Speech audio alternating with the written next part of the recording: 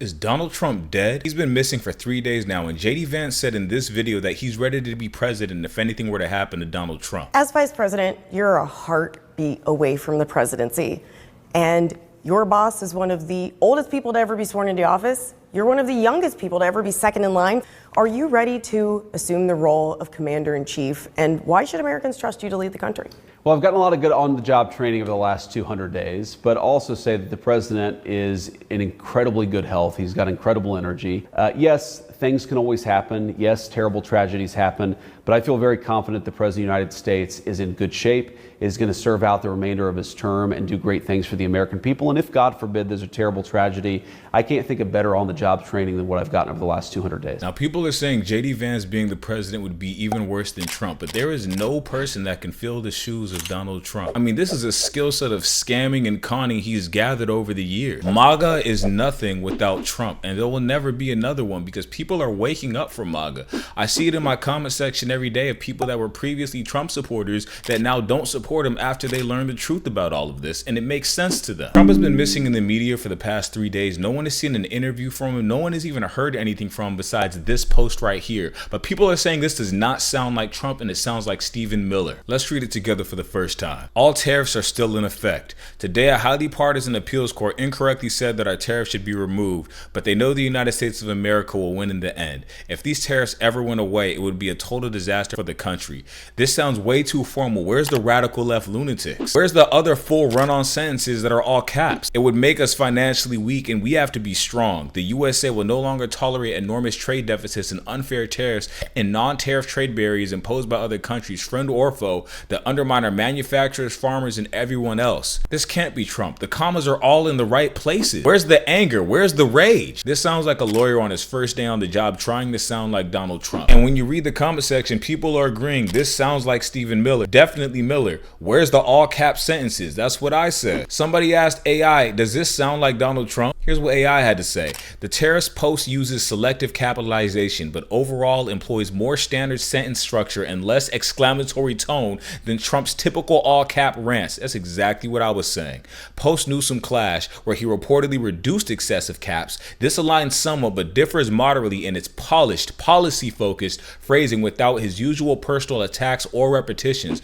A lawyer's first day on the job trying to sound like Donald Trump. Now, people are saying JD Vance cursed Trump the same way he cursed the Pope, because the last time JD Vance saw the Pope unfortunately passed the next day. Rest in peace to him. The craziest thing of all is America seems to be celebrating on Twitter. I mean, this is the happiest I've seen people on Twitter in a very long time, and I don't wish ill health on anybody. Here's a Reddit post from 5 days ago predicting this would happen and why it would happen. Trump's death will be hidden by the party for as long as possible. If Trump suddenly stops making appearances, he's dead.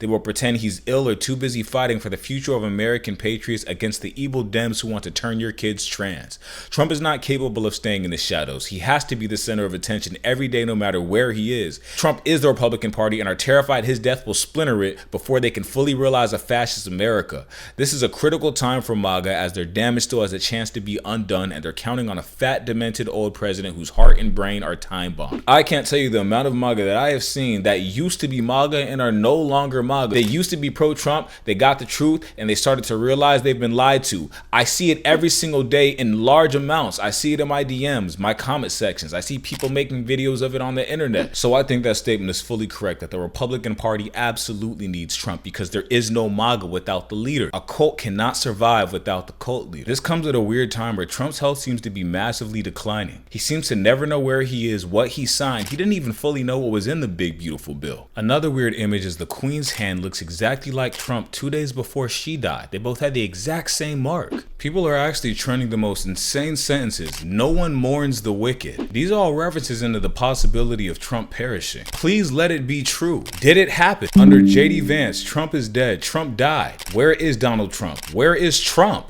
And if no one in the White House has seen Trump either, and no one has heard from him either, we can only expect one thing. Let's give it a few more days and see what happens next. Maybe he makes a public appearance tomorrow. Maybe he doesn't. If 4 more days pass of this and Trump hasn't been in the public eye, we can all assume one thing. His health is in very, very poor condition, or he was just golfing again. I'll see y'all next time. Hope y'all liked the video. Please make sure to leave a like, comment, and subscribe. Let me know what you like. Let me know what you would like to see next time, and I'll make sure to do that for you. See you next time. Before I go, let's talk about one more thing. I can't name one time in history where more people in the world wanted a single person dead. And I think that speaks volumes about the current state of affairs in America and the world. If you can hurt people to such an extent and so much that it's socially acceptable for people to want your death, I think that it might be time for a change in beliefs. And Trump kept repeating over and over again that he thought he was going to hell and he's not doing too well and he has to fix a few things. He was actually speaking about that a couple weeks leading up to this. Just want to end it. I want to end it. You know, we're not losing American lives. We're not losing American soldiers. We're losing Russian and Ukrainian, mostly soldiers. Some people, as missiles hit wrong spots or get lobbed into cities like Kiev and towns. But, you know, if I can save 7,000 people a week from being killed, I think that's a pretty... I want to try and get to heaven if possible. I'm hearing I'm not doing well. I hear I'm really at the bottom of the totem pole. But if I can get to heaven, this will be one of the reasons. Well, I think I saved a lot of lives with India, Pakistan. They were going at it. The planes were being shot down. That was going to be maybe a nuclear war if I let that go. And I did that through trade.